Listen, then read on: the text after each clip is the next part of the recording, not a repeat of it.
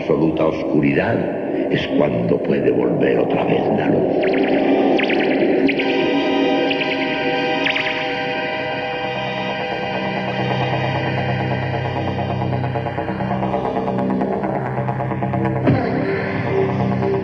Estás entrando en el espacio en blanco.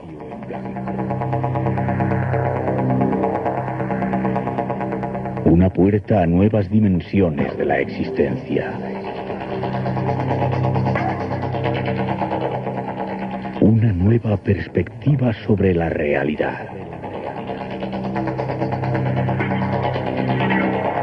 Espacio en blanco, blanco, blanco, blanco.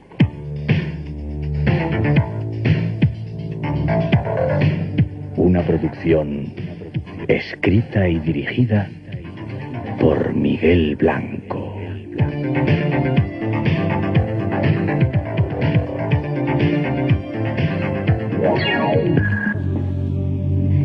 Y ahora, tras las informaciones preliminares, a que llegan los temas de hoy.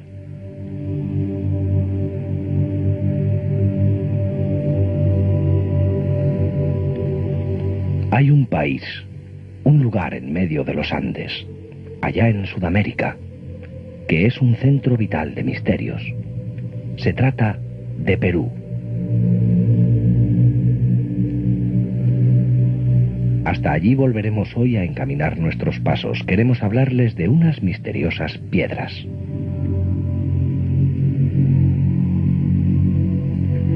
Las piedras de Ica. ¿Las recuerdan? Parece que ya hoy se ha desvelado su misterio. Y esta noche queremos dárselo a conocer. Para ello estará en nuestro programa Vicente París, investigador de este apasionante tema.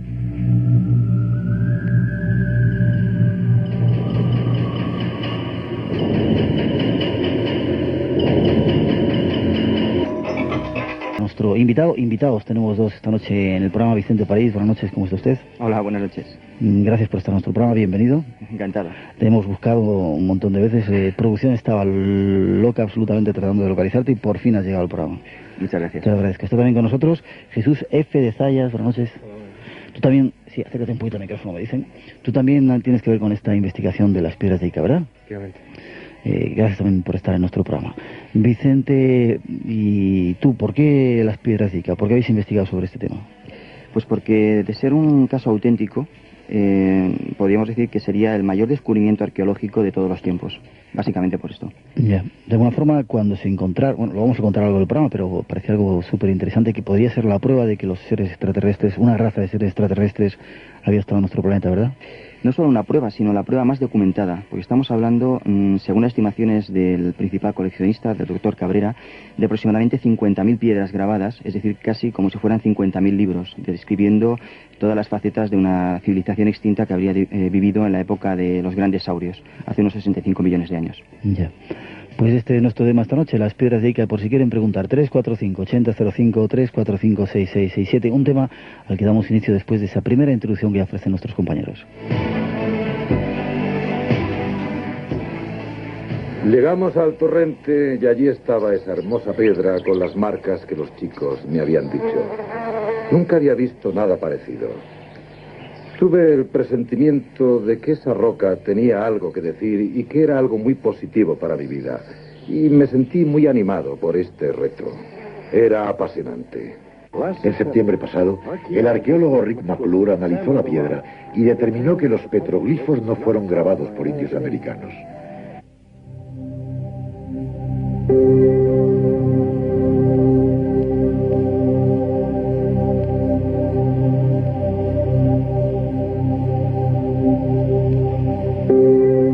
Una hermosa piedra. Una roca que parece tener algo que decir a los seres humanos.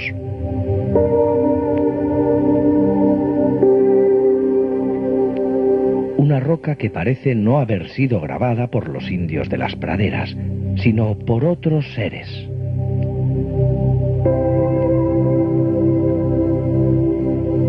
Nuestra historia comienza de una forma parecida. Las piedras de Ica comienzan a saltar a la primera página de los diarios por su misterioso origen.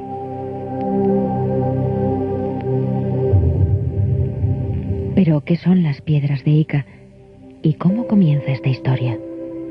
Dejemos que sea nuestro invitado quien nos lo cuente.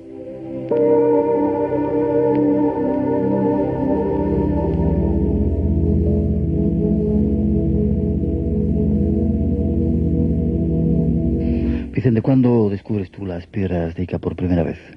Supongo que habrás oíste hablar de ellas, porque llevan 20 y tantos años por ahí. Pues sí, prácticamente, porque las primeras noticias llegaron a España en el año 74 y yo era muy pequeño, o sea, teníamos 14 años aproximadamente entonces, y fue un profesor, mi profesor de literatura, quien llevó a clase un recorte de prensa, creo, y estoy hablando de memoria, creo que era el Diario Ya, y posiblemente el artículo estaba firmado precisamente por Benítez. Era pues un artículo que ocupaba las 2 páginas centrales, no decía mucho, pero sí daba los datos principales de lo que parecía ser una noticia revolucionaria, que iba a cambiar completamente todos nuestros conceptos sobre el origen del hombre. En pocas palabras, lo que venía a decir es que en la zona de Ocucaje es un desierto que se encuentra a las proximidades de Ica, una de las ciudades más conocidas por su valor arqueológico en Perú, pues que en ese desierto, en esa zona, se estaban encontrando una gran cantidad de piedras grabadas que contenían la descripción de una humanidad desaparecida, que no solamente estaba altamente tecnificada, puesto que por lo visto se encontraban en esas piedras operaciones de corazón, incluso trasplantes de cerebro, sino que incluso esa civilización llegaba a volar. Pero lo más llamativo de todo no era ya solamente el grado de civilización de esa raza, era la época en la que supuestamente estaba viviendo, dado que en esos dibujos, en esos grabados, esos seres humanos aparecían junto a dinosaurios, a seres que se extinguieron en nuestro planeta hace aproximadamente unos 65 millones de años. Muy avanzado tu profesor ¿no? Sí, tengo que agradecer el haber tenido ese profesor y bueno, ser la persona que me introdujo un poco en todo esto, ¿no? En el 74 escuchas hablar por primera vez de ellas, ¿y cuándo vas a Perú a interesarte directamente en el terreno de este asunto? Pues tuvieron que pasar muchos años, porque fue en el año 92, pero en este tiempo pues pude seguir un poco la trayectoria de este tema a través de trabajos como puede ser el libro de Benítez, que yo considero además que es el mejor documento que existe en la actualidad por lo menos sobre el origen de las piedras.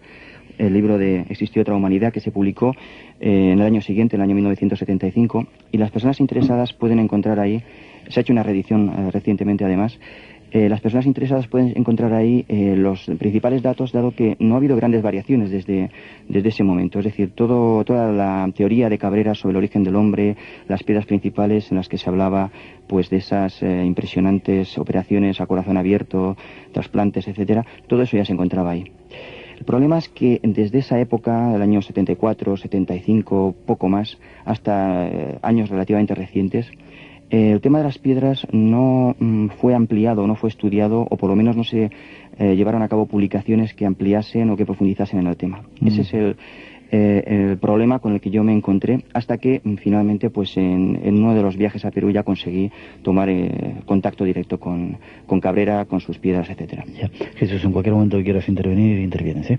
Para la gente que no conoce el tema de las piedras de Ica, no sé si habrá alguna persona entre nuestros oyentes, cuéntanos qué son las piedras de Ica, cuándo surgen, cuéntanos un poco la historia. Si quieres vamos hacia el pasado y vamos avanzando poco a poco. Sí, como dices, es un tema que es bastante conocido, pero para decirlo de forma bastante sintética, según el profesor Cabrera, y Cabrera es la persona central de este misterio, un amigo suyo, en los años 60, si no recuerdo mal, le obsequió con una piedra grabada que contenía el dibujo de un pez, simplemente como un pisapapeles, como un objeto de adorno para su escritorio. ¿Grande, pequeña la piedra? Pues pequeña, el tamaño de un puño aproximadamente. Entonces, luego él retrospectivamente diría que ya en su niñez había visto alguna piedra que se habría desenterrado pues en alguna, me parece que era en algunas obras, en alguna casa de la ciudad, ¿no? Pero para él sería, según su propia narración, el primer contacto. Y lo que le llamó la atención es que al parecer ese pez no era un pez reciente, sino que era un pez prehistórico. Lo pudo constatar en base a libros, etcétera. Y le preguntó lógicamente a la persona que se lo había regalado que de dónde lo había sacado. Y esa persona fue quien le dijo que en el desierto de Cucaje se estaban desenterrando, o estaban apareciendo por lo menos, una gran cantidad de estas piedras grabadas con todo tipo de ilustraciones. Son piedras que tienen policromías, diferentes colores. Por lo menos las que son consideradas como auténticas, no. Lo que ocurre es que en el Museo de Cabrera están la mayoría de ellas embetunadas, están cubiertas por una capa de betún para resaltar mejor los grabados. Es decir, el color negro de la superficie de la piedra contrastando con la sustancia que rellena los surcos, permiten destacar mejor el dibujo. Para nuestros oyentes, Ica está exactamente ¿dónde? Está a unos 300 kilómetros, me parece, al sur de Lima, y no sé si a unos 60 kilómetros aproximadamente de la llanura de Nazca. Es una zona altamente atractiva desde el punto de vista no solo turístico, sino también arqueológico, porque es una de las zonas de mayor densidad arqueológica del planeta. ¿Sí? Y no solo eso, sino incluso una zona con gran atractivo en cuanto a paisajes naturales. Pero en cuanto al primer aspecto de la arqueología, solo te diré un comentario. Lamentablemente existe una actividad ilegal que es el huaqueo. El huaquero es el excavador ilegal, la persona que busca restos arqueológicos con el fin de venderlos posteriormente. Y además una actividad que, bueno, en cierta forma se podía justificar dada la precariedad económica de la gente que está ahí, ¿no? Pero lamentablemente es una forma de destruir ese patrimonio arqueológico. Nosotros pudimos comprobar a través de algunas de estas personas esa realidad de que es una zona tan altamente arqueológica que incluso en el propio desierto de Cucaje basta con realizar una excavación al azar con una simple pala para que al segundo intento, como ocurrió en esa ocasión, se encuentren restos arqueológicos. ¿Sí? ¿Otros lo hicisteis? No, nosotros vimos cómo lo hacían y por supuesto tampoco lo fomentamos, sino simplemente fuimos testigos. ¿Y qué es lo que encontraron? En este caso se trataba de una zona en donde en la antigüedad se utilizó como lugar de enterramiento.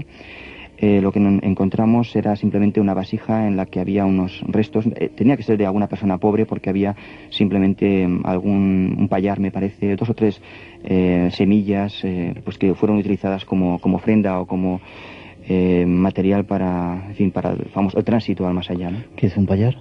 Es una especie de judía propia de aquel lugar, ¿no? De Perú. De todas formas, poco después una de esas personas nos mostraba como un objeto normal, nos trajo en una bolsa vieja de rafia un cuerpo humano de un recién nacido, momificado. No sabemos si de forma artificial o de forma natural, porque es un lugar muy seco. Simplemente por si nos interesaba. O sea, es algo realmente triste. Es decir, Vicente, que en aquella zona se encuentran restos, se dedican un poco a venderlos, y ahí es donde surgen las piedras de Ica, ¿no? Sí, por eso no resultaba tampoco una cosa tan extraña. Que en esa zona, con esa altísima densidad de yacimientos arqueológicos, apareciera eso, podía resultar hasta incluso natural, ¿no? De entrada sí hay que dar un dato. Es cierto que en alguna ocasión algún arqueólogo ha desenterrado piedras parecidas a las del doctor Cabrera, piedras de Ica en suma, porque han sido localizadas en esa zona, piedras grabadas junto a restos prehispánicos, con lo cual, de alguna manera, podemos decir que sí, hay un corto número de piedras que serían auténticas con toda seguridad. El problema es que ninguna de esas piedras contiene ni hombres gliptolíticos, y aquí vamos a aclarar un poco ese término gliptolítico. Es una palabra inventada por el doctor Cabrera para describir un poco esa civilización. Ni esos hombres con una fisionomía muy particular, son bajitos, rechonchos, tienen una cabeza mucho más grande que la nuestra en proporción con el cuerpo, y van cubiertos por una especie de tocado, que algunos dicen que son plumas, otros dicen que serían hojas.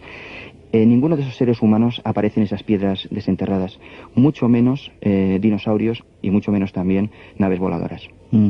Decías que también relativamente cerca de las llanuras de Nazca, ¿no? Ese otro misterio del Perú. Sí, lo cual hace que sea una zona altamente atractiva para ser visitada. Perú es uno de los países más interesantes, más fascinantes que creo que se pueden encontrar en cuanto al tema, los temas misteriosos, ¿no? Sobre todo a nivel de astroarqueología. Ya. ¿Una zona tranquila o peligrosa de visitar? Yo no diría que fuera peligrosa. O sea, en la actualidad es una zona en la que, con tal de Si uno quiere visitar concretamente el desierto, la zona en la que los campesinos del lugar están vendiendo esas piedras, con tal de que lo realice a la luz del día, no hay ningún problema. Ya. Bueno, luego hablaremos de los precios, pero avance un poco. ¿Cuánto venden los campesinos las Ahí piedras? está el antiguo y noble arte del regateo. Pero, o sea, en la antigüedad se estaban vendiendo por precios realmente irrisorios que podían ser, pues a lo mejor 100 o 200 pesetas incluso. Si uno quiere ya una piedra buena, trabajada, pues para las personas de España, pues podemos hablar de 1.000, 2.000, 3.000 pesetas en algunas ocasiones.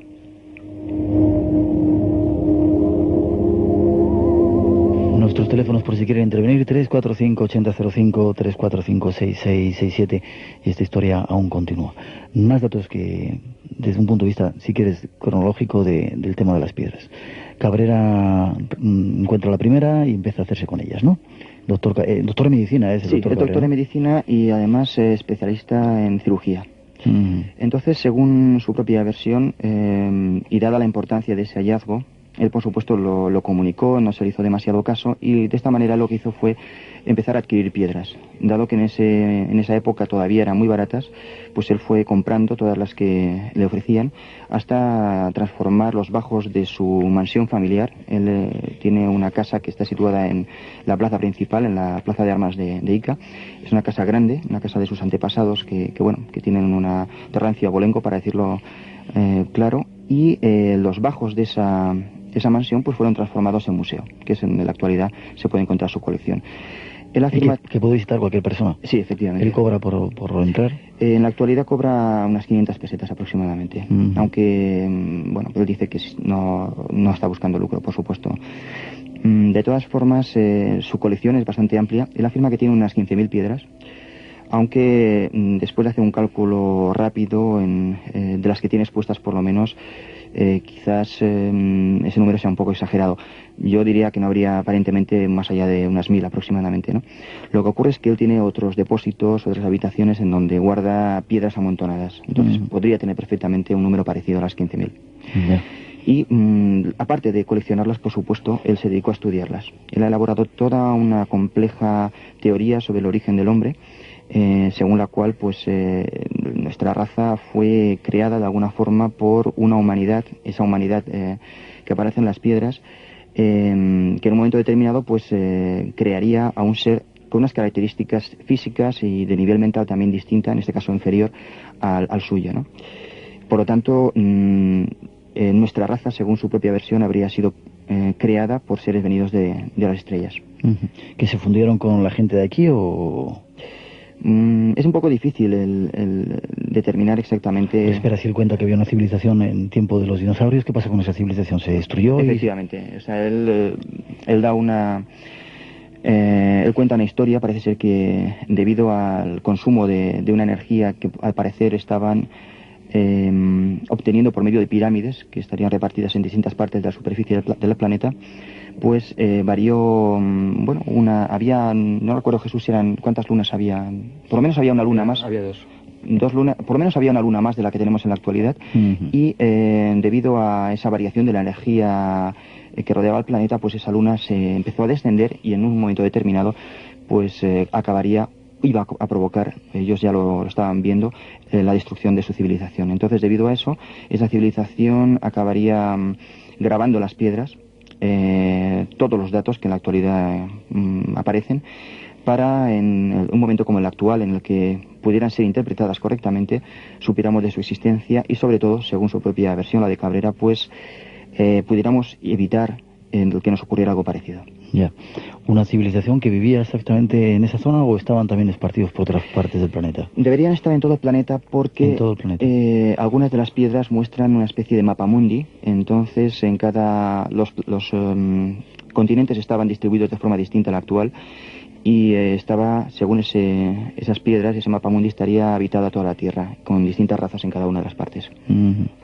¿Y se destruyeron por esa llegada de la Luna y por eso dejaron todo...? Sí, o sea, ellos sabían que se iba a destruir, entonces una élite, una parte de esa civilización, volvería a las estrellas, dejando aquí al resto que aceptarían con resignación su destrucción. Y lo que no está muy claro, porque claro, desde el primer momento siempre surgen dudas y contradicciones, ¿no?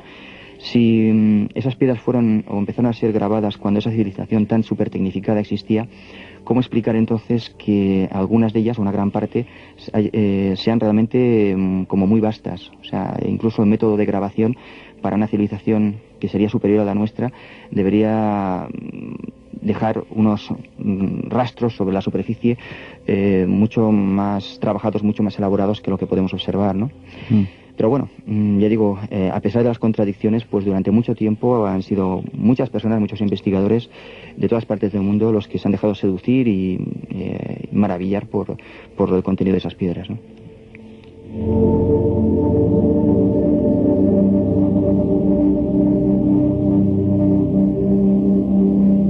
Antes de pasar a la segunda parte, Vicente, a mí me gustaría, te has quedado, te he cortado antes, te preguntaba cómo surge la civilización nuestra terrestre en este momento. Decías que quizá una unión con esos seres extraterrestres, y lo que contaba el doctor Cabrera. Sí, lo que ocurre es que esto tampoco es una idea nueva, es decir, no solamente personas tan conocidas como Erich von Däniken u otros escritores del mundo de la astroarqueología, sino incluso si tomamos, por ejemplo, leyendas como el libro de los mayas, el Popol Vuh, ahí nos encontramos que hay una creación de nuestra raza por parte de los dioses. Entonces, y eso no es exclusivo de los mayas, sino que prácticamente es una tradición constante en todas las culturas del mundo, independientemente de su localización geográfica.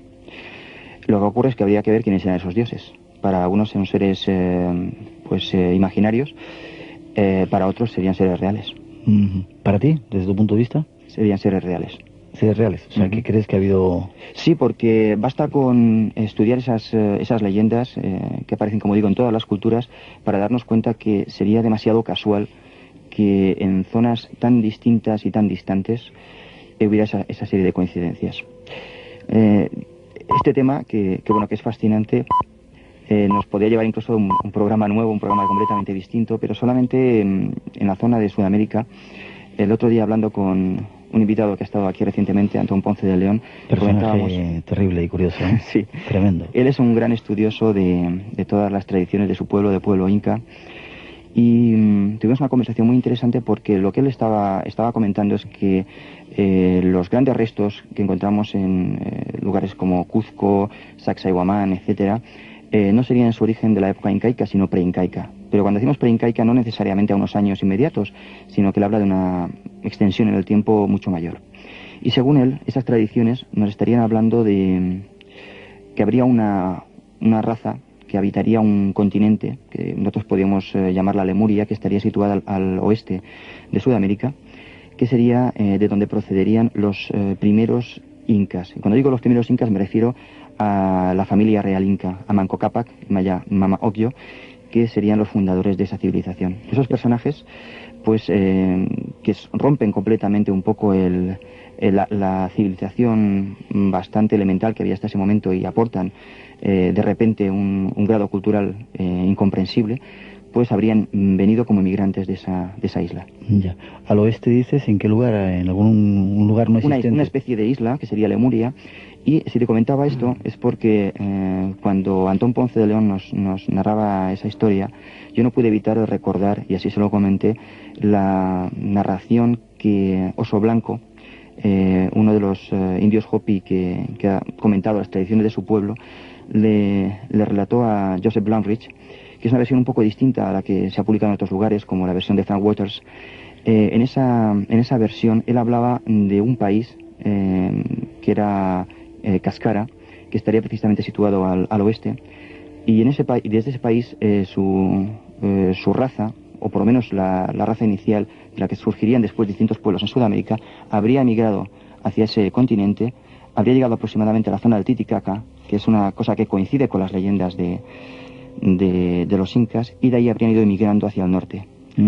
Es una leyenda fascinante porque habla de distintas humanidades también, y al final su pueblo acabaría conquistando la zona sur de Norteamérica. Con lo cual, leyendas incaicas y leyendas de los indios del sur de Estados Unidos coinciden plenamente y nos dan una visión conjunta de lo que ocurrió en el pasado. Ya.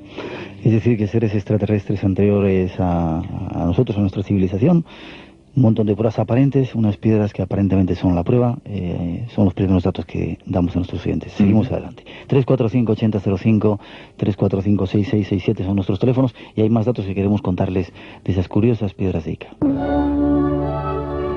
Si las leyendas e imágenes de viajes espaciales se limitaran solo a la India, podrían ser consideradas como productos de imaginaciones fantasiosas. Pero entonces, ¿qué explicación daríamos a los dibujos primitivos que hay en las rocas de Indio County, en California? En el siglo XX, aceptamos la existencia de naves espaciales. ¿Qué acontecimiento podría haber inspirado esos dibujos que tienen 14.000 años de antigüedad y que representan una nave espacial aterrizando? En una llanura rocosa de los Andes, llamada Toro Muerto, hay cientos de petroglifos que representan la misma escena.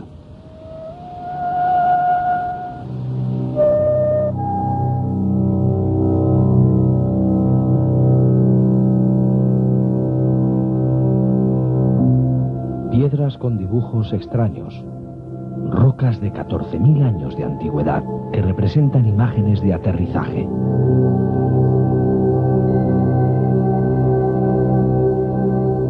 Rocas esparcidas por algunos lugares del mundo, como el lugar de los Andes llamado Toro Muerto.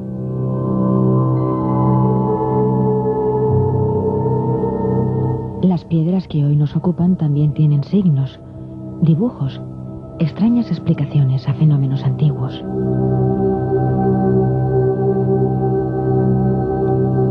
Veamos algunos de esos signos. Nos lo cuenta nuestro invitado.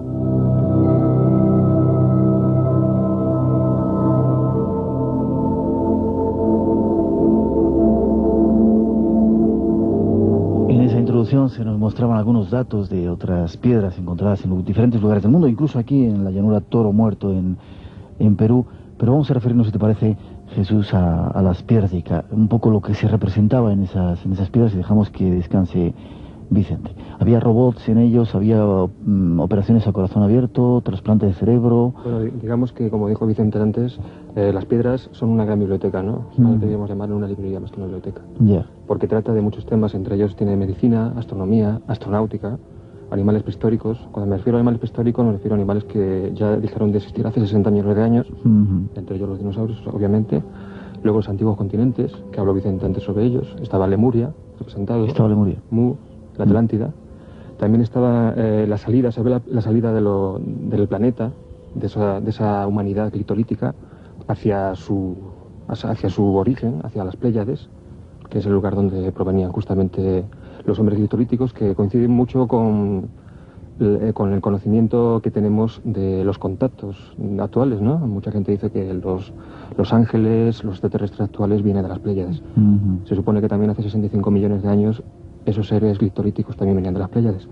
Y luego también habla de un gran cataclismo, que justamente antes de que se ocurriera ese cataclismo, como dijo Vicente antes, los hombres glitolíticos quisieron plasmar en las piedras todo el proceso de degeneración de la humanidad, tanto a nivel, digamos, tecnológico, nivel energético y nivel cognitivo, porque el hombre fue degenerando poco a poco. Ellos quisieron hacer una especie como de pruebas, de experimentos con los seres humanos, a partir de un animal que estaba completamente definido para ellos, que era un otarcus, que era una especie como de mono semi-humanoide, que poco a poco fue evolucionando según sus implantes cognitivos, operaciones en el cerebro a nivel, digamos, celular, con los nucleótidos, etcétera, etcétera, y genético. Y entonces lo que fueron haciendo es transformando esos otarcus en robots que les servía para sus trabajos, digamos, simplemente de trabajos más duros, ¿no? Más duros, ¿no? Que no necesitaran ningún tipo de conocimiento. Pero que digamos que eso fue el primer paso, ¿no? Porque también existían los hombres, una especie como de jerarquía dentro de los hombres glitolíticos, ¿no? Podemos decir que estaban los hombres glitolíticos en sí, los hombres reflexivos, que se conocían así. También tenemos a los hombres científicos, que a lo que se dedicaban eran que dirigían intelectualmente las actividades de todos los demás hombres glitolíticos. Luego estaba el hombre reflexivo y tecnólogo, que tenía a su cargo el control inmediato de las operaciones tecnológicas. Luego estaba el hombre tecnólogo, a secas, que digamos que era el ayudante del hombre tecnólogo y reflexivo, ¿no? Y luego estaba el humanoide, del que hablé antes, que era un otarcus, que estaba elevado a un mínimo rango cognitivo, porque tampoco le interesaba mucho que se metiera en la jerarquía de su propio planeta, ¿no? Y luego ya pasaba a un robot, que era un sistema cibernético, que lo utilizaban para lo que te decía antes, ¿no? Para trabajos peligrosos que para el hombre. También es curioso porque en esas piedras creo que se encontró también la parte religiosa, incluso se veía la última cena, Jesucristo o a un Jesucristo. Eso es la parte más espinosa del tema, ¿no? Pero también estaban, ¿no? Sí, representados sí, un personaje como Jesucristo que murió en la cruz, bueno, que teóricamente era de esa civilización, ¿no? La civilización criptolítica. Es que en eso el doctor Cabrera, que digamos que ahora mismo estamos hablando en nombre del doctor Cabrera, por su teoría, ¿no? Estamos hablando sobre su teoría, no sobre lo que nosotros creemos, ¿no? Lo vamos a contar dentro de un momento todo Según eso. el doctor Cabrera, pues dice que puede haber dos teorías sobre esas piedras. O en verdad existió en esa humanidad, hace 65 millones de años, un pre-Jesús, una persona, un avatar en aquella época también. O puede existir que puede verse que las piedras son una especie de profecía de lo que va a pasar en el futuro para la humanidad, ¿no? Una especie de aviso. Entonces, es la coincidencia de que justamente esas piedras representan a un Jesucristo, ¿no? De la idea que tenemos de Jesucristo según la Biblia, ¿no? El Nuevo Testamento. Vamos, si os parece, un poquito atrás. Yo recuerdo lo que contaba Juanjo Benítez y el doctor Fernando Jiménez del Oso, que mañana va a estar en nuestro programa. Ellos estaban, hace muchos años, muy sorprendidos con el tema de las piedras de Ica, porque daban datos precisos entonces de trasplantes de cerebro, cuando incluso la medicina en nuestro planeta no estaba ni siquiera atreviéndose o estaba caminando poco a poco, dando los primeros pasos en esos trasplantes. Pues sí, además es que no era de extrañar que se quedaran muy sorprendidos de lo que encontraron, porque no era para menos. Es decir, si había que dar crédito al contenido de esas piedras, y en esas piedras aparecían operaciones a corazón abierto, y no solo eso, sino que aparentemente la clave para evitar el rechazo, entonces era lógico que datos tan importantes como esos pues les sorprendieran, ¿no? Evidentemente tenía que pertenecer a una civilización muy desarrollada. No solamente había operaciones que se realizan en la actualidad, también había operaciones de trasplante de cerebro. El problema es que una operación de trasplante es muy fácil dibujarla. Lo puede hacer pues un simple dibujante de cómic, y eso no significa que se pueda realizar en la actualidad. Ya. En cuanto al tema que se le ha dado mucha publicidad de la hormona antirrechazo, voy a explicar un poco eso en qué consistía. Que estaba también en las piedras de Ica, ¿no? Sí, aparentemente, pues como he dicho antes, esta raza tendría o habría obtenido la clave para realizar trasplantes sin problemas de rechazo. Según Cabrera, y esto es muy interesante el que Juan José Benítez lo pudiera plasmar en su libro, y ahora explicaré un poco por qué. Según Cabrera, pues esta civilización había obtenido en la sangre de la mujer embarazada una especie de hormona que evitaba el rechazo de los órganos trasplantados.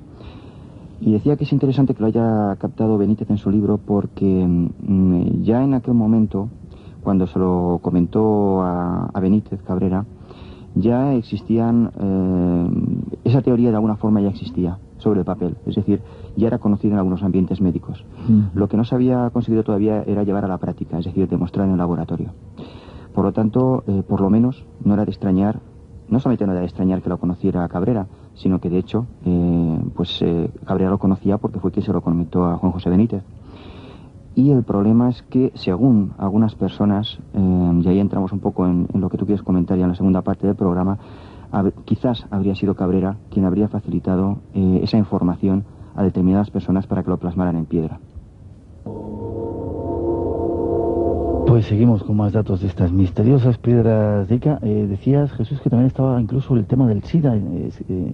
Curiosamente sí, además digamos que es el tema que coincidía con la aparición del SIDA en el mundo, que en los libros de Cabrera que escribió él y luego el de Juan José Benítez no aparece el tema porque en aquel tiempo no se hablaba para nada de eso. Es curioso también esa coincidencia, ¿no? Y da mucho que sospechar. Ya, pues empezamos con la otra parte de la historia, si te parece, Vicente. Tú vas en el 92 allí, atraído por aquellas piedras, y ¿qué te encuentras?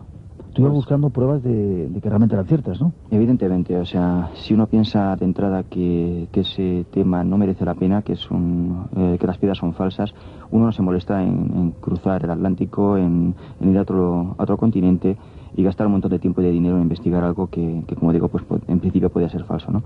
Yo pensaba, dado que grandes investigadores de todas partes del mundo habían dado credibilidad a Cabrera y a sus piedras, pues que aquello tenía que ser cierto.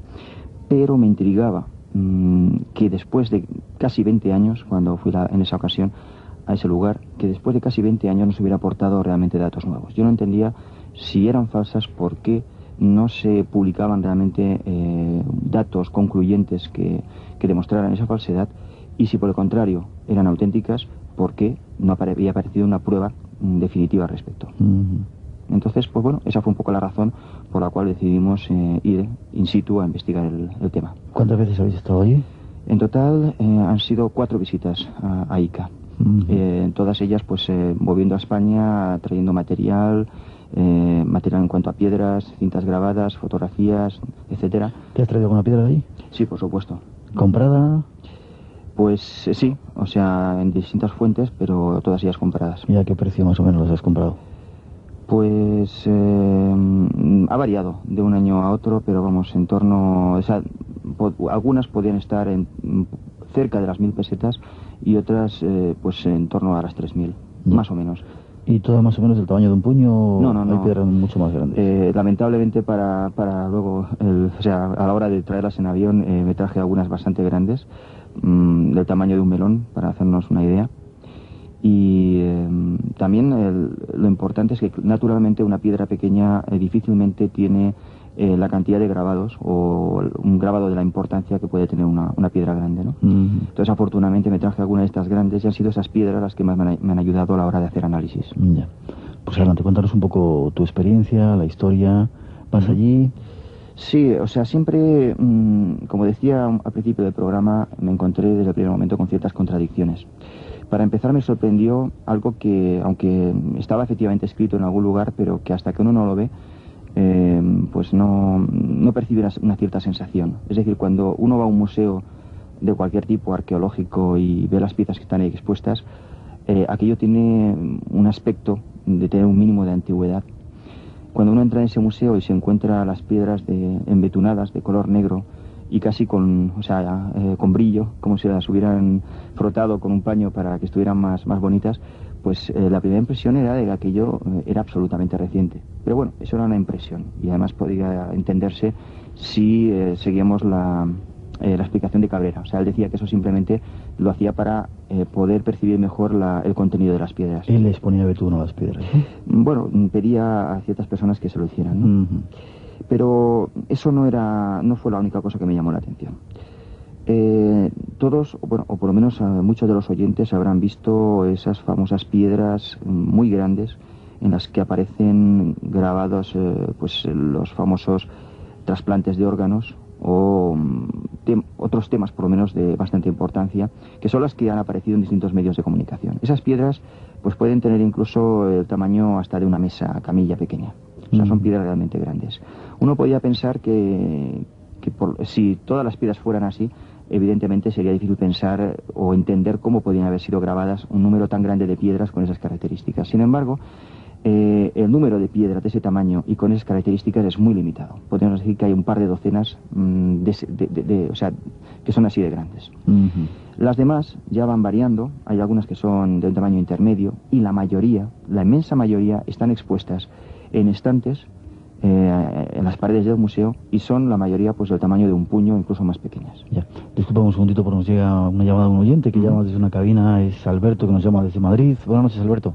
Buenas noches, Miguel. ¿Qué tal? ¿Cómo estás? Pues por aquí, pasando la noche. Bueno, gracias por estar con nosotros. Vale. ¿Tu pregunta para nuestros invitados? Eran dos muy rápidas. Habéis hablado de referencias hacia Jesucristo. Yo pregunto, ¿y entonces no hay ninguna referencia hacia el Antiguo Testamento, tema las glaciaciones, lo que fue el diluvio universal o Sodoma y Gomorra? Y la otra era, decís que hacen referencia al SIDA, operaciones de corazón, la hormona esa. A ver si podíais explicar un poco los dibujos, porque a mí me decís que hacen referencia al SIDA y es que yo no entiendo en qué dibujo se puede plasmar eso. Vale, Alberto, gracias por tu llamada. Vale, gracias a vosotros. Un abrazo, hasta luego. Bueno, La verdad es que sí. ¿Cómo se plasma eso? Bueno, para hablar un poco por orden, yo diría que el tema de Jesucristo yo lo he visto exclusivamente en dos piedras, durante unos segundos nada más, porque se encuentran en una porque se encuentran en un... Jesús dice que más, ¿no? Muchas más. ¿Tú has visto más? Yo he visto 4 o 5. 4 o 5. Bueno, pues quizás se me hayan pasado desapercibidas, pero las importantes, que son una de una crucifixión y la otra que sería de la Santa Cena, están en lo que se ha dado en llamar el cuarto secreto. Y Cabrera nos dejó solamente verlas durante unos segundos. Por supuesto no pudimos fotografiarlas, y en ellas pues bueno, aparecía representado un Cristo gliptolítico, es decir, un personaje con esas mismas características físicas, pero pues eran un tipo de piedras que se salían un poco de la norma del resto del museo. Por lo tanto, tampoco tenemos muchos datos. Yo me gustaría que Jesús hablara de las otras. Sí, no, creo que tenemos otra cabina. Sí, lo que quería decir es que, aparte de esto, en las piedras estas referentes a Jesucristo aparece hasta la llegada de José y María a Belén. Sí. Aparecen escenas claves de la pasión de Cristo, cuando arrastraba la cruz, cuando está crucificado, y luego ya las que dice Vicente, ¿no? Ya, pero no hay nada de Sodoma y Gomorra, no hay nada del diluvio. No, porque digamos que las piedras relacionadas con los temas de Jesucristo, nada. Luego fuera en el museo sí que aparecen algunas relacionadas con el recalentamiento de la tierra en general. Ya. Por el abuso que se hace de la energía. Ya. Ya. Respecto al SIDA... Sí, no, o sea, hay un rinconcito en el museo que llama mucho la atención a los visitantes, en donde aparecen escenas de homosexualidad, básicamente, y lo que nos comentaba Cabrera era, en base a algunas de esas piedras, hay una simbología que consiste en una serie de hojas. Cuando la hoja está de forma erecta, como una planta sana, significa que ahí hay vida o que hay salud. Cuando la hoja aparece como si tuviera mustia, significa que hay enfermedad o muerte. Entonces, en esas piedras aparecían distintas escenas, y cuando había dos varones realizando el acto sexual, y se suponía que mantenían una relación de pareja estable y no mantenían contactos con otras personas, la hoja estaba de forma erecta. Era una hoja que denotaba pues que había vida y salud. Cuando en otra piedra aparecían 3 personajes y con eso se daba a entender que había promiscuidad, la hoja estaba hacia abajo, estaba mustia, con lo cual demostraba que había una enfermedad. Y él decía que era el SIDA. Él decía que podía ser el SIDA. Ya, nos vamos, Taricante, a atender otra llamada. Es Antonio. Buenas noches. Hola, buenas noches. ¿Qué tal? ¿Cómo estás? Bien. Mira, quería preguntaros respecto al tema que estáis tocando. ¿Esto puede ser un pozo que se haya dejado, que han dejado para las civilizaciones que puedan venir? Sí, que hubiera sido una raza extraterrestre que lo hubiera dejado ahí para... Aparte de los conocimientos que se hayan podido haber dejado aquí, un pozo para lo que pueda estar ocurriendo o lo que pueda ocurrir. ¿Un pozo? Sí, como si fuera una pauta. Sí. No sé explicarte, como si fuera el bien o el mal, que si nos desviamos o vamos por el buen camino, una cosa que se va repitiendo. Ya. A ver si me puedes explicar eso. Sí, que no lo hagáis porque si no podéis volver a caer en ello, ¿no? Sí, como si fuera un reflejo de lo que ha pasado y de lo que puede pasar. Vale, perfecto, Antonio, te contestamos. Gracias por escucharnos y por ir hasta una cabina a llamarnos, ¿vale? De acuerdo. Venga, un abrazo. Rápido, estamos a puntito de desconectar esta primera hora del programa. Muy sintéticamente, eso es lo que está diciendo Javier Cabrera. Podría ser cierto si las piedras fueran auténticas. Ya.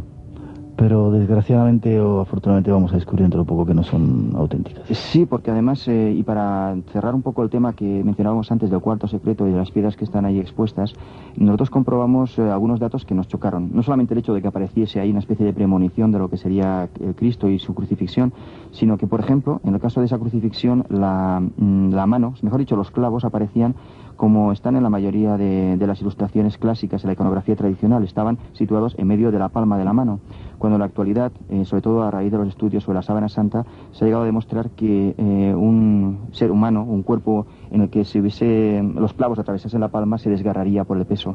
Y eso se han encontrado incluso restos humanos, huesos.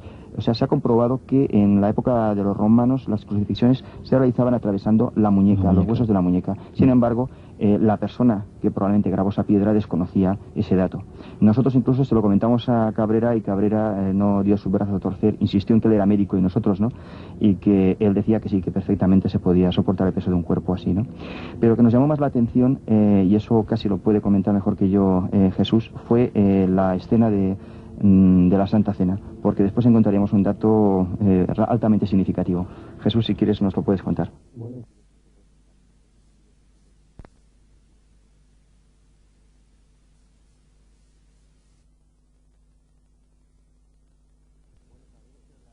Bueno, sabíamos que era la escena de la Santa Cena, justamente porque era el reflejo fiel de un cuadro muy famoso a nivel universal, ¿no? El de Leonardo da Vinci, justamente, la Santa Cena, la Sagrada Cena. Porque era, bueno, salvo algunos detalles que se le había pasado al artista artesano, en este caso, según creemos nosotros, por encima, pues daba detalles muy concretos de la... digamos que había una diferencia entre los personajes que aparecía en esa piedra y los personajes que aparecían en todas las demás piedras. Como dijo Vicente antes, estas personas eran de cuerpo rechoncho, digamos que tenían una capacidad física distinta a la nuestra, y sin embargo en esa piedra concreta de la Santa Cena aparece el ser humano tal como es hoy, ¿no? Digamos el Homo sapiens sapiens, ¿no? Pero aparte de eso, también tengo que decir que la colocación, la situación de los personajes en torno a Cristo, no en torno a Cristo, sino justamente a ambos lados de Cristo, las ventanas que aparecían, digamos el mobiliario, digamos muy simple, ¿no? Porque estaba dibujado muy simplemente, que rodeaba a Jesucristo, bueno, el que suponíamos que era Jesucristo, pues era obviamente calcado de ese cuadro de Leonardo da Vinci. Que justamente luego sería una de las pistas que nos llevó a... Ya, pero vosotros sois mal pensados, porque a lo mejor tenían percepción extrasensorial esos seres y lo dejaron ahí preparado. Pero qué curioso que era la única piedra plana que vimos. O sea, todas las piedras eran redondas, cantos rodados. Esa piedra era una piedra plana, digamos que era como un mármol. Eso sería la versión del propio Cabrera. Lo que ocurre es que en una posterior visita a la casa de Basilio Uchulla, que es uno de los artesanos que distribuyen esas piedras, no solamente reconoció que había sido la persona que había entregado esas dos piedras a Cabrera, sino que descubrimos algo muy especial en una de las paredes del comedor de su casa. Ahí había un cuadro, una imitación del cuadro de Leonardo da Vinci representando la Santa Cena exactamente igual como estaba en la piedra que tenía Cabrera. Sois muy mal pensados.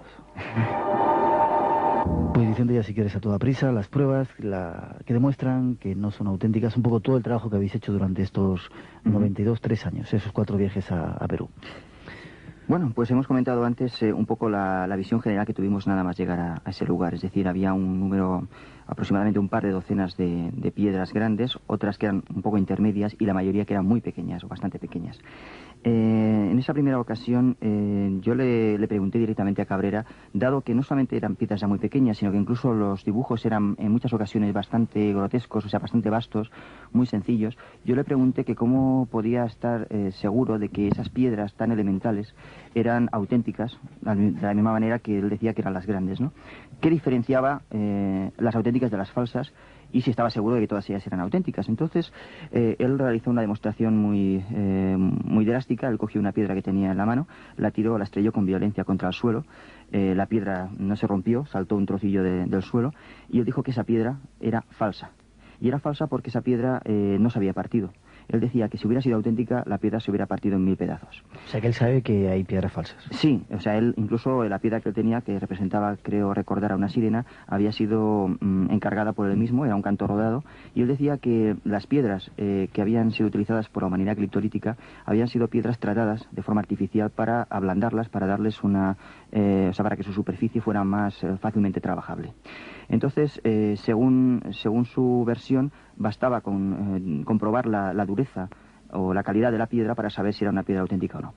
Esa especie de coartada la pudimos destruir, desbancar completamente la primera vez que contactamos con un personaje clave en todo esto y que ha sido normalmente muy mal visto por determinados investigadores porque echaba por tierra todas las teorías de Cabrera. Este personaje, que es una mujer, Irma Gutiérrez, cuando contactamos con ella nos dijo desde el primer momento que Cabrera, en esos años 70 aproximadamente, le había encargado directamente piedras, le había encargado que le grabara piedras.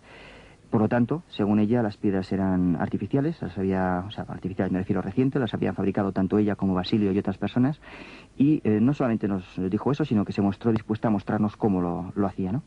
Entonces, la primera pregunta que yo le hice fue que cómo conseguía grabar unas piedras que en principio pues eran bastante duras. Todos sabemos que los cantos rodados tienen una dureza bastante alta. Y ella nos dijo que había 2 tipos de piedras, unas piedras que eran blandas y otras que eran más duras. Le preguntamos dónde consigues estas piedras y ella dijo que nos podía llevar a ese lugar. La acompañamos, estaba en las proximidades, a muy pocos minutos de su casa, había una especie de colina, se puso a cavar en pocos minutos empezó a sacar piedras. De esas piedras, las primeras las fue desechando y decía que eran piedras duras. Sin embargo, a cabo de unos minutos consiguió, y estaba ya anocheciendo, consiguió un par de piedras que eran blandas, que eran trabajables. Ahí mismo sacó un trocito de sierra, y con ese trozo de sierra nos dibujó, nos grabó, mejor dicho, un pequeño dinosaurio, muy rápidamente. Con eso nos demostró que era fácil trabajar pues las piedras que ellos obtenían para su trabajo, ¿no? Valga la redundancia.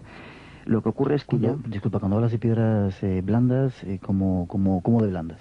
Bueno, pues si quieres, para dar un dato más concreto, te voy a leer muy rápidamente un documento que aparece en el libro de Cabrera, El mensaje de las piedras grabadas de Ica, y que se refiere a un análisis que él mismo mandó a realizar en aquellos años, a los años 70, a Santiago Agurto, un arqueólogo, y que decía lo siguiente, decía: todas las piedras son andesitas fuertemente carbonatizadas, a pesar de que por su coloración y textura externa parecen ser entre sí de distinta naturaleza. Estamos hablando de las piedras ya grabadas.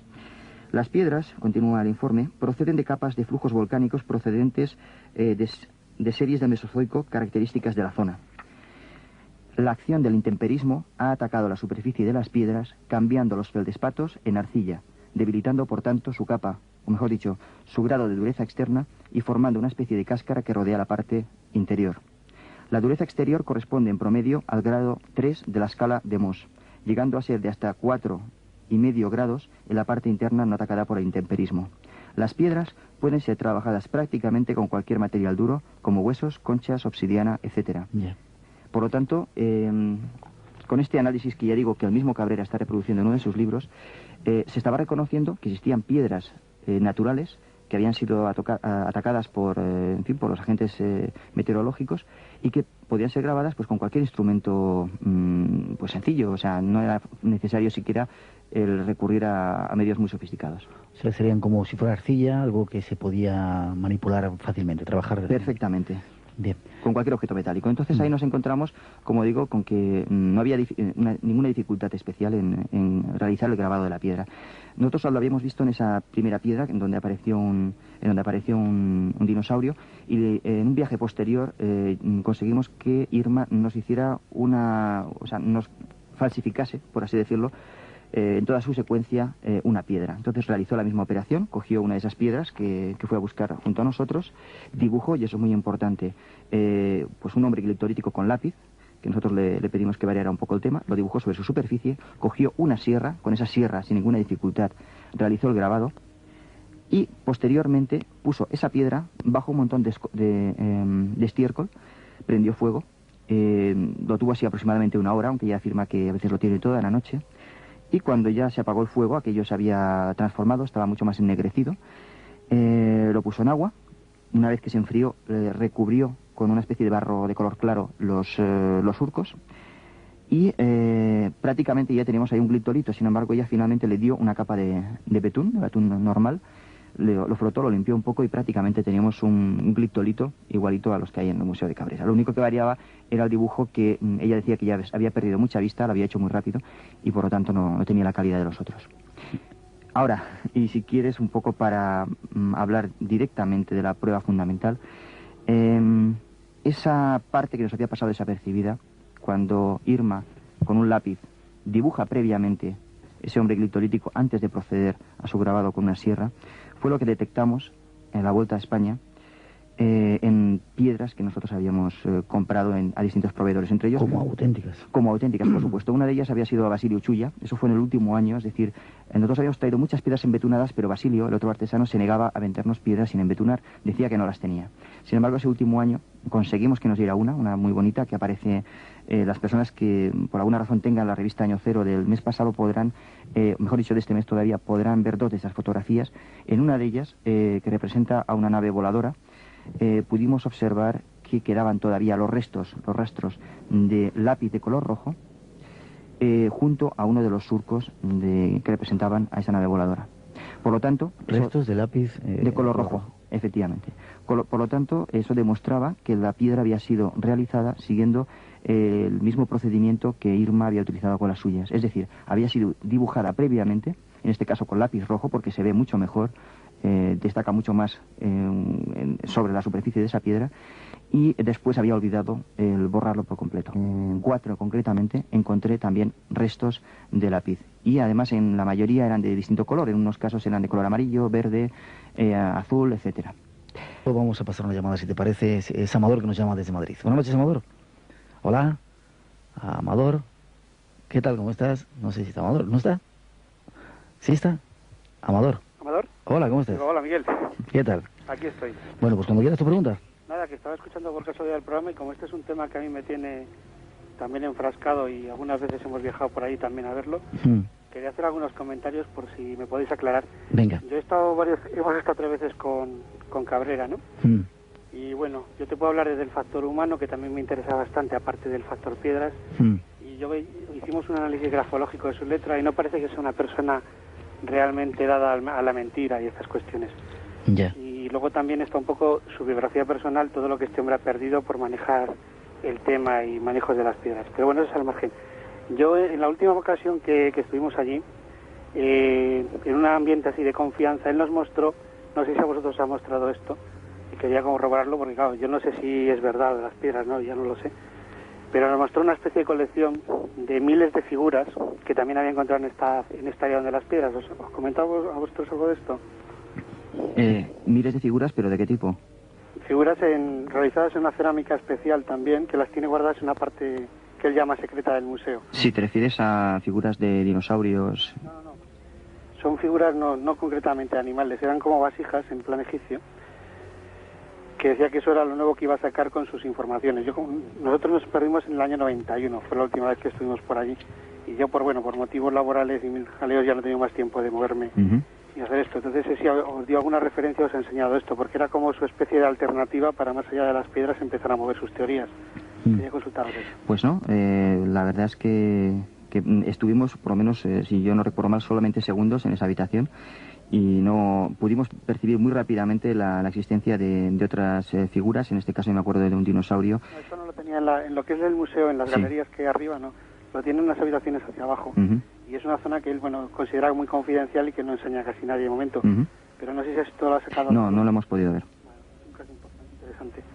Nada, bueno, pues gracias por la información. Me dejáis un poco a mí perplejo, ¿no? Nosotros tenemos 2 piedras antiguas que queríamos analizar en la Escuela de Minas, están pendientes de hacerlo. Pues de ello, te agradeceríamos si obtienes algún tipo de resultado que nos lo hicieras llegar. Sí.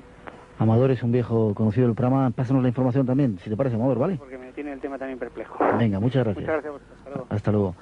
Sois un poco malos, digo yo, porque el hecho de haber encontrado un resto de un lapicero, a lo mejor los antiguos también tenían lapiceros y hacían los dibujos así. Sí. Y a lo mejor, bueno, se han podido falsificar algunas piedras, pero hay 50.000 piedras. A lo mejor os han tocado las Nos han tocado las malas. Claro. No, o sea, en este programa no habría tiempo de hablar de cada una de ellas. Yo, en ese trabajo anterior que citaba, hacía mención a una piedra en concreto de Joaquín Mititieri, precisamente, que no había sido obtenida comprándola, sino que él la había prácticamente desenterrado, la habían desenterrado enfrente de él. Entonces esa piedra, que tenía que ser auténtica por necesidad, porque había sido, no había pasado por otras manos más que las suyas y después por las nuestras. Cuando la pusimos frente a las lentes de aumento de nuestra cámara, encontramos también ahí restos de pintura de color azul. ¿Y eso qué quiere decir? ¿Que la habían enterrado, la habían falsificado, la habían enterrado para que se encontrara después, valga la redundancia? Pues salvo que pensemos que los hombres gliptolíticos utilizaban la misma técnica con pinturas hace 65 millones de años. ¿Y por qué no? Y esas pinturas se han conservado hasta ahora. Pues la verdad es que a mí personalmente me cuesta mucho creer es que se conserven 65 millones de años. Ya. Francamente. Más pruebas que aportas tú para decir que son falsas las piedras de Ica. Pues ya digo que son cosas que nosotros no buscábamos directamente, buscábamos un poco el corroborar todo lo contrario, ¿no?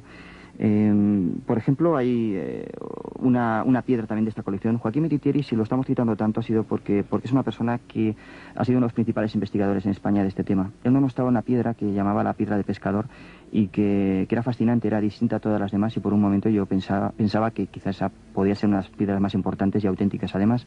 Sin embargo, en una de las visitas que realizamos el año siguiente en el museo de Ica, encontramos precisamente una vasija en donde aparecía una figura exactamente o prácticamente igual a la que aparecía en esa piedra. Para Cabrera, evidentemente, habrían sido los incas quienes habrían copiado el diseño de los hombres gliptolíticos. Para mí, la verdad es que resulta más fácil pensar lo contrario. Pero bueno, sin embargo, donde sí hay una dependencia muy manifiesta es en las piedras que en la actualidad está vendiendo Basilio. En Basilio, cuando vamos a su casa, encontramos que tiene aproximadamente 10, 15, 20 piedras en donde aparecen hombres gliptolíticos, y esos hombres gliptolíticos tienen unas rodilleras en donde, bueno, que están fuera totalmente de lugar, es decir, se trata de seres humanos que están en una especie como de bañador, no están vestidos, y esas rodilleras no tienen sentido allí. Entonces, una de las personas del equipo, en nuestra visita, comprobó que en una de las paredes de la habitación donde estábamos había un calendario del año 1975 en donde aparecían unos guerreros mochicas que estaban vestidos en forma de cangrejo, por así decirlo, y que llevaban ese mismo tipo de rodilleras. Yeah. Entonces, posteriormente estuvimos comprobando que las piedras que eran del año 75, las piedras anteriores al año 75, las piedras del año 74, que estaban en el Museo de Cabrera, en ninguna de ellas aparecía esas rodilleras. Por lo tanto, la persona que había realizado o que había encontrado esas piedras, la persona que había fabricado esas piedras había utilizado como modelo el calendario. Vamos con otra llamada, si no te importa, de Orense. Camilo. Buenas noches, Camilo. Hola, buenas noches. ¿Qué tal? ¿Cómo estás? Vamos a ver, yo estoy muy de acuerdo en que Cabrera y el museo y todo esto puede haber sido un montaje, un fraude, un negocio montado en torno de las piedras de Ica. Incluso que muchos nativos hayan podido, pues en base a todas las comunicaciones, todas las informaciones que se tienen dado, que hayan dicho, bueno, que hay un negocio y vamos a hacer piedras, vamos a venderlas a los turistas en plan souvenir y tal. Sí. Pero vamos a ver, no hay un 1%, un 2 o un 5% que puedan ser auténticas. Exactamente, Ya. es a lo que voy. O sea, no hay una... ¿De dónde surge la historia de las piedras de Ica? Bien, es la pregunta que le... Exactamente, todas las leyendas hasta cierto punto están basadas en una verdad perdida, pues no sabemos de dónde viene, pero vamos, creo que has entendido el sentido de la Perfecto, Camilo, gracias por la llamada. Ya vamos a los últimos minutos de nuestro tiempo. Puede que haya un tanto por ciento, aunque sea mínimo, de piedras auténticas, y luego, bueno, los inditos de esa zona, con toda la lógica del mundo, han dicho, vamos a sacar las pelas a los turistas, vamos a hacer piedras y se las vamos a vender, lo cual a mí me parece bastante lógico.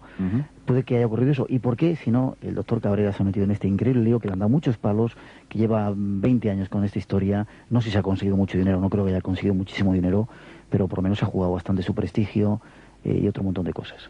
¿Qué ha sacado o qué desde el punto de vista? Desde mi punto de vista, Cabrera, las piedras han servido de refuerzo o de apoyo a sus propias teorías. Con eso yo no estoy diciendo de forma definitiva que Cabrera sea un farsante. Lo que ocurre es que, de entrada, o sea, después de buscar la confirmación de que eran auténticas en esos 4 años, todas las pruebas nos han conducido a demostrar, o por lo menos a encontrar indicios de que eran falsas. ¿Cuántas has analizado tú de todas esas piedras? Hemos traído en total unas 15 piedras entre los distintos componentes del grupo. Entonces, en el último viaje que realizamos, que tuvimos en Perú, nosotros le mostramos a Cabrera un análisis hecho por José Antonio Lamich de Barcelona, en donde él mostraba cómo había encontrado restos de granos de papel de lija en las grietas de una de las piedras, y le dijimos a Cabrera que, bueno, que efectivamente habíamos encontrado ese dato, pero que buscamos la piedra auténtica, que por favor que nos dejara una piedra, nos comprometíamos a devolvérsela intacta, y de esta manera pues podíamos demostrar que las piedras eran auténticas, o que por lo menos existía alguna. No solamente se negó, dijo que no valía la pena, que no le interesaba, etcétera, sino que cuando le pedimos que por favor nos dejara ver ese análisis que se está citando constantemente, que es de los años 70 y que no se ha vuelto a repetir, etcétera, de la Universidad de Bonn, en donde se decía que había una especie de pátina de oxidación que cubría por igual tanto la superficie como el surco, y que por lo tanto demostraría que los grabados, mejor dicho, son auténticos. Cuando le pedimos que nos mostrara ese análisis para repetirlo, nosotros se negó.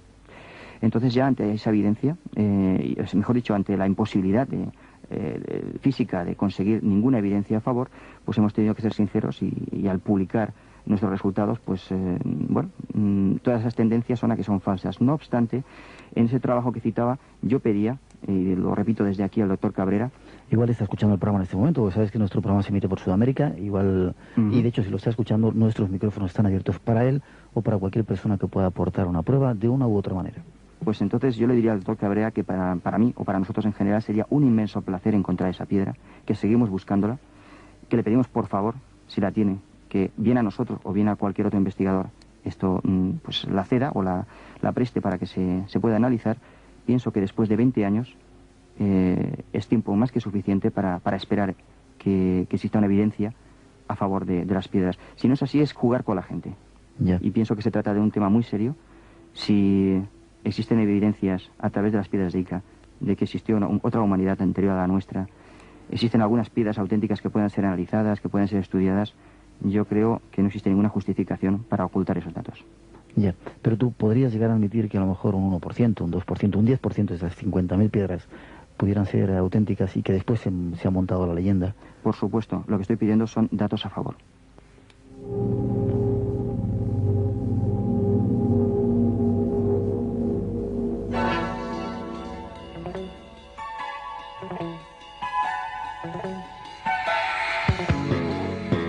Un poco malos, por lo menos ahí queda vuestro trabajo de la investigación que habéis realizado con todas las piedras. Habéis descubierto trazos de lápices azules, amarillos, rojos, que prueban que habían sido pintados antes de ser grabados y que las piedras no son tan antiguas como comentaban. E incluso dais en la revista Año Cero dais como Irma hacía esas piedras, como las quemaba con estiércol y luego las El metía método en de agua. fabricación. Demostramos al menos que se pueden falsificar. Ya.